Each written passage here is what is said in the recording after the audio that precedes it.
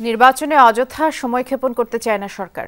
রাজনৈতিক ঐকমত্যের ভিত্তিতে যেসব সংস্কার জরুরি তা শেষ করেই নির্বাচন হবে বলে জানিয়েছেন আইন উপদেষ্টা doctor Asif Nazrul. Foreign service একাডেমিতে প্রধান উপদেষ্টার প্রেস উইং এর ব্রিফিংয়ে আসিফ নজরুল আরও জানিয়েছেন, এর মধ্যে 6টি সংস্কার কমিশনের প্রতিবেদন উপদেষ্টা পরিষদের ওয়েবসাইটে প্রকাশ করা হয়েছে।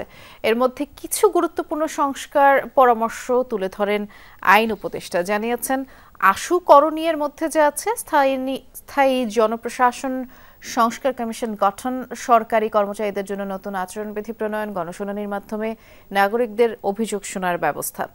আর জেলা উপজেলা পর্যায়ে স্থায়ী নাগরিক কমিটি গঠনের প্রস্তাবও অগ্রাধিকারে রাখা হয়েছে।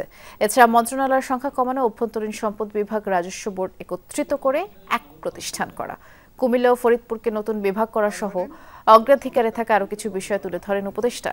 গুরুত্বপূর্ণ এসব সুপারিশ নিয়ে রাজনৈতিক দলগুলোর সাথে এ মাসের মাঝামাঝিতে আলোচনা শুরুর কথা জানিয়েছেন আসিফ নজরুল।